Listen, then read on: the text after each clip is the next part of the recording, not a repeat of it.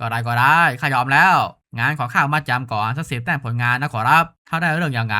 ข้าจะแจ้งท่านผ่านยานสื่อสารวิญญาณนี่เองหลังจากออกมาจากหอพันลี้ข้าก็กลับไปยังกระจกเทียนเสวียนข้าเปิดโหมดช่วยฝึกฝนแล้วเริ่มการเก็บตัวมาเป็นเพียรข้าตัดสินใจฝึกวิชามายาจิตใต้พิภพไปจนถึงอาหรับการลมปานขั้นไป1 เดือนต่อมาทางตะวันออกของทะเลชงหยุนเขตหน้าน้ำเกาะผลึกอัคคีเพื่อตรวจสอบอนุภาคของวิชามายาจิตใต้พิภพข้าจึงรับภารกิจล่าฉลามเพลิงโลกันเพื่อชิงแกนอสูรของมันมาในทะเลลึกข้าลดพลังวิญญาณและติดตามฝูงฉลามเพลิงโลกันไปอย่างเงียบๆในฝูงนี้มีฉลามมากกว่า10 ตัวพวกมันกำลังรุมล่าวานเพลิงนินที่อยู่เพียงลำพังวิชามายาจิตใต้พิภพจิตพูดเพลิงคำ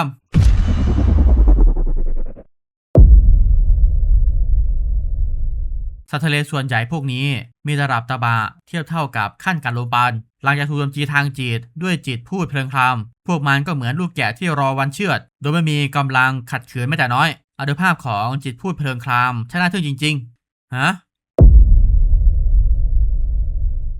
ค่าหัวภารกิจล่าวานมังกรรางวัล 2,000 แต้มผลงานนี่มันภารกิจค่าหัว 2,000 แต้มผลงานวานมังกรนี่นะในรายละเอียดระบุไว้ว่าวานมังกรตัวนี้คือสารสูรที่ทำลายเกาะเพาะหญ้าหมอกวิญญาณตอนนั้นแม้แต่ผู้ดูแลเกาะขั้นก่อรากฐานก็ยังทำอะไรไม่ได้หลังจากนั้นผู้ฝึกตนขั้นแก่นทองคำจากปัตตมิตรหมื่นเซียนจึงตามมาสมทบในภายหลังวานมังกรตัวนี้หลังจากโดนการโจมตีจากผู้ฝึกตนขั้นแก่นทองคำเข้าไปกลับไม่ตายและหลบหนีลงไปในทะเลลึกพร้อมกับอาการบาดเจ็บสาหัส